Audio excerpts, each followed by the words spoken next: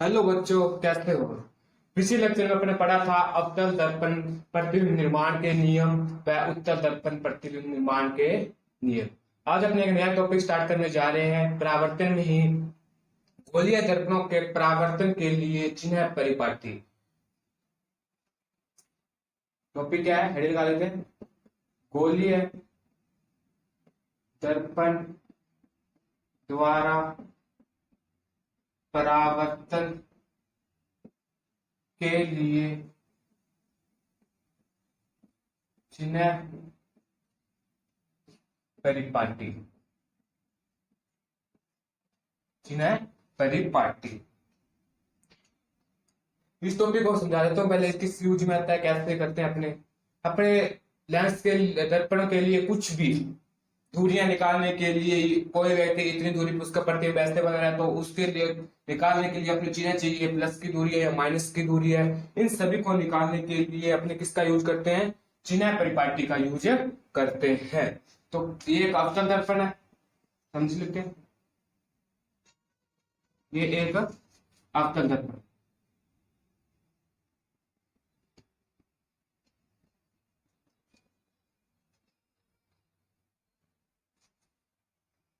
ये एक मुख्य अक्ष है।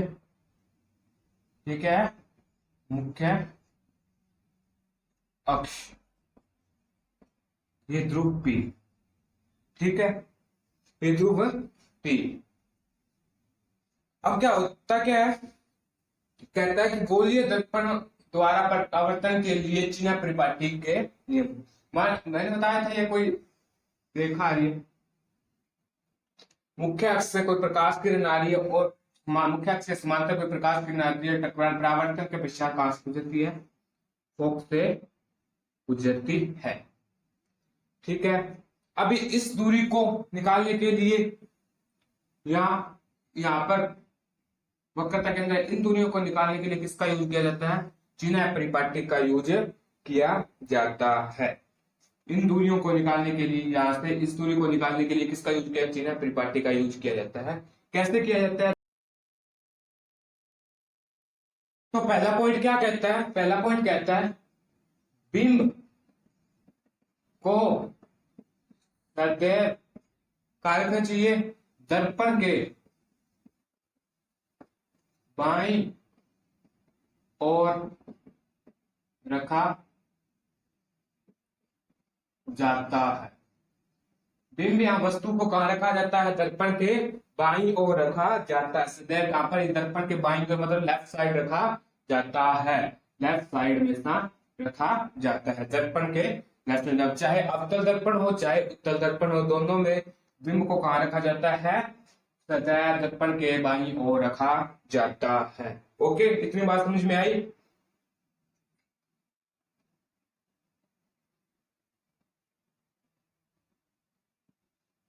दूसरा पॉइंट इसमें क्या कहता है, दूसरा क्या कहता है,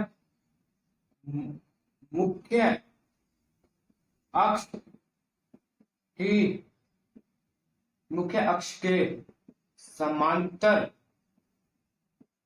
आने वाली सभी दूरियां को ध्रुव से मापा जाता है। कहां पर, मुख्य अक्ष के समांतर आने वाली सभी दूरियों को कहां से मापा जाता है, ध्रुव से मापा जाता है। मतलब ये कोई दूरी यहाँ फोकस है, इस दूरी को मापना कैसे, बिंदु P ध्रुव से इस साइड चलेंगे, इस तरह से अपने चलेंगे तो मापा जाएगा, इस तरह से चलेंगे तो मापा जाएगा। यहां से लेकर यहां तक मापेंगे ना, यहां से लेकर यहां तक। ओके, बात समझ में आई। प्रकाश किरण ऐसे आ रही है, दूरी को तो क्या करेंगे, तो दूरी को यहां से ऐसे मापा जाता है। ठीक है, तीसरा पॉइंट, तीसरा पॉइंट क्या कहता है, यहां पर लिखता हूं। तीसरा पॉइंट कहता है कि प्रकाश किरण की दिशा में मापी जाने वाली दूरियां को धनात्मक व विपरीत दिशा में मापी जाने वाली दूरियों को ऋणात्मक में लेते हैं।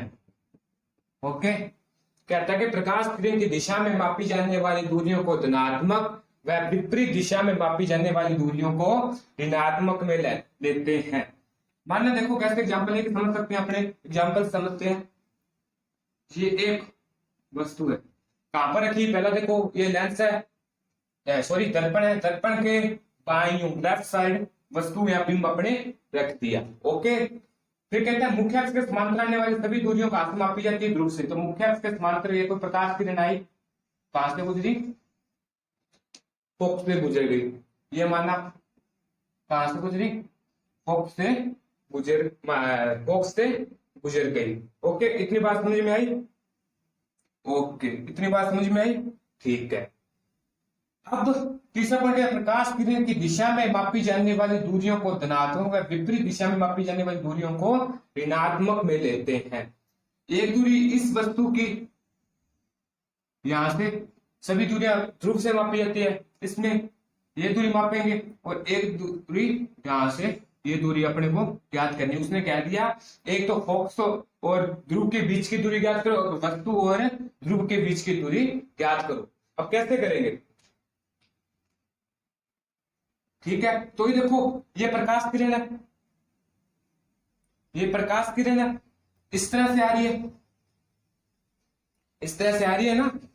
तो ये ध्रुव है P, अपनी दूरियां कैसे मापते हैं? ऐसे। तो देखो प्रकाश किरण ऐसे दी है, और अपने दूरी कहां से? इस तरह से ऐसे माप रहे हैं। तो इस साइड की दूरियां सारी कौन सी होंगी? ऋणात्मक होंगी। कौन सी होंगी? ऋणात्मक, माइनस में। सारी दूरियां किसमें होंगी? माइनस में, क्योंकि प्रकाश किरण इधर से आ रही है और अपनी दूरी किससे माप रहे हैं? इधर से। फिर अपने अवतल दर्पण में पढ़ा था, प्रतिबिंब कहां पर बनता है? दर्पण के पीछे, सॉरी उत्तल दर्पण में पढ़ा था, प्रतिबिंब कहां पर बनता है? पीछे। तो इस साइड की सारी दूरियां क्या होगी? धनात्मक, क्योंकि प्रकाश किरण इस दिशा में आ रही है। तो इधर ध्रुव से इधर चलेंगे, तो यहाँ पर फोकस था उत्तर दर्पण में, तो इस साइड चलेंगे, तो ये दूरी कौन सी हो जाएगी? धनात्मक। कौन सी हो जाएगी? धनात्मक। समझ में आई बात? ये दूरी हो जाएगी धनात्मक। ठीक है, कहने का मतलब जो प्रकाश किरण है उसकी दिशा में जो दूरियां मापी जाएंगी वो तो धनात्मक, और उसके विपरीत दिशा में प्रकाश किरण ऐसे आ रही है, इसको मैं डालता हूं, कंफ्यूज हो गए, ये परावर्तन के पश्चात होगी ना, आई तो नहीं। ये प्रकाश किरण इस तरह से आ रही है, और इस दूरी को दूरी माप रहे ध्रुव से वस्तु की दूरी को माप रहे, इसमें चलेंगे ऐसे अपने, क्योंकि तो ध्रुव से ही मापी जाती है सारी दुनिया। कहां से? कोई दूरी ध्रुव से ही, मेन पॉइंट कौन सा होता है? ध्रुव होता है। तो इस तरह से चलेंगे तो ये दूरी कौन सी हो जाएगी?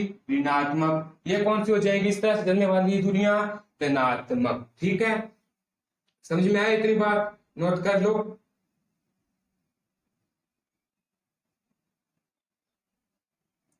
चौथा पॉइंट क्या कहता है? चौथा पॉइंट कहता है मुख्य अक्ष के ऊपर की दूरियों को धनात्मक व नीचे की दूरियों को ऋणात्मक में लेते हैं। क्या कहता है? इसको मिटा दूं, कंफ्यूजन होगा। ऊपर की दूरियां जितनी भी उनको लेंगे धनात्मक में, दोनों साइड, लेंथ के आगे व लेंथ के पीछे। ऊपर की दूरियों को कहा लेंगे?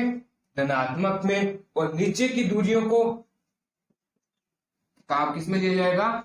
ऋणात्मक में। ये बात है याद रखना, इसमें नीचे की दूरियों को हमेशा लिया जाता है ऋणात्मक में। ठीक है, सभी दूरियां मापी जाती है ध्रुव से।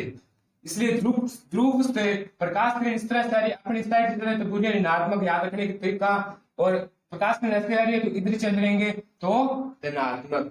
माना कोई जैसे एग्जांपल ले सकते हैं, कोई प्रकाश किरण इस साइड से, ये प्रकाश किरण इस साइड से इस तरह से आ रही है, इधर से ऐसे जा रही है, लेफ्ट से राइट जा रही है, ठीक है। और मैं भी उसी के साथ साथ दूरियों को माप रहा हूं, उसी की दिशा में दूरी को मापनी है, तो कौन सा होगा, धनात्मक। अगर प्रकाश किरण उधर से आ रही है और मैं इस तरह से चल के दूरी को माप रहा हूं, तो दूरी कौन सी हो जाएगी, ऋणात्मक। ऊपर की दूरी धनात्मक, नीचे की दूरी मुख्य अक्ष से ऋणात्मक। ये बातें याद रखनी है, ठीक है।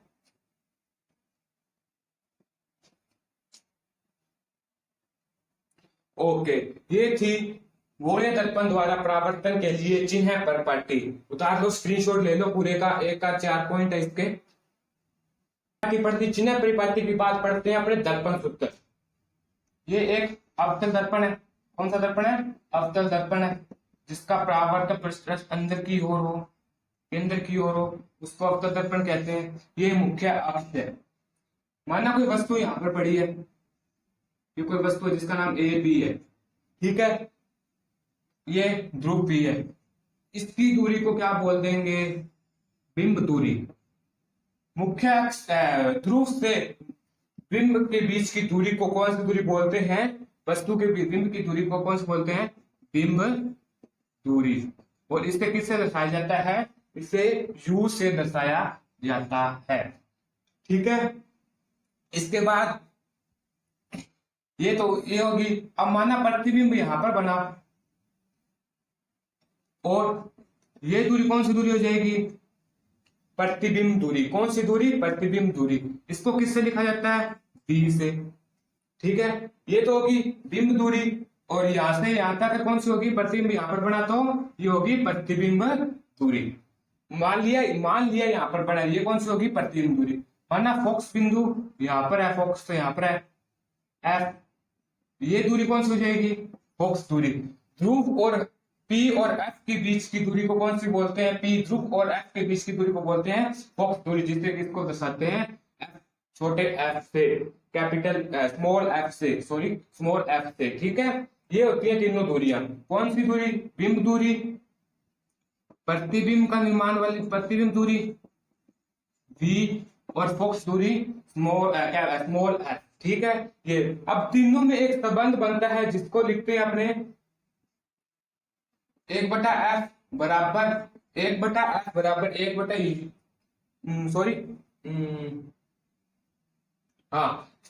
बराबर 1/v plus 1/u। Okay, 1/v plus 1/u। ये है दर्पण सूत्र। कौन सा सूत्र, दर्पण सूत्र। इसको अपने दर्पण सूत्र बोलते हैं। इन तीनों में एक संबंध है जिसको बोलते हैं दर्पण सूत्र। एनसीईआरटी 10th की बुक में बस इतना ही शो किया हुआ है, इतना ही किया हुआ है। फिर एक लेक्चर लेंगे अपने पूरा दर्पण सूत्र, इसको पूरा डिस्क्राइब करेंगे। अभी तक एनसीईआरटी के हिसाब से इतना ही है, तो इतना ही पढ़ेंगे। इसको स्क्रीनशॉट ले लो। अब अपने कर पढ़ने जा रहे हैं आवर्तन। क्या, आवर्तन। आवर्तन, आवर्तन को लिखते हैं एम से। इससे आवर्तन को लिखते हैं एम से। इसका सूत्र होता है एम बराबर प्रतिबिंब की ऊंचाई बटा में बिंब की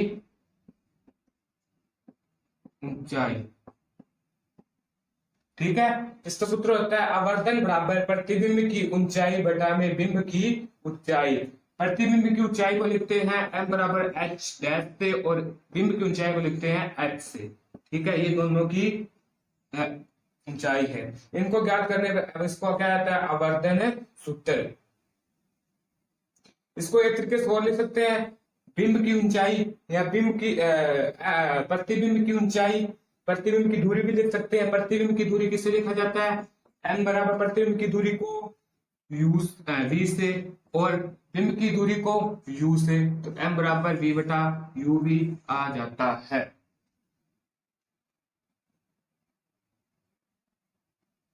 ठीक है।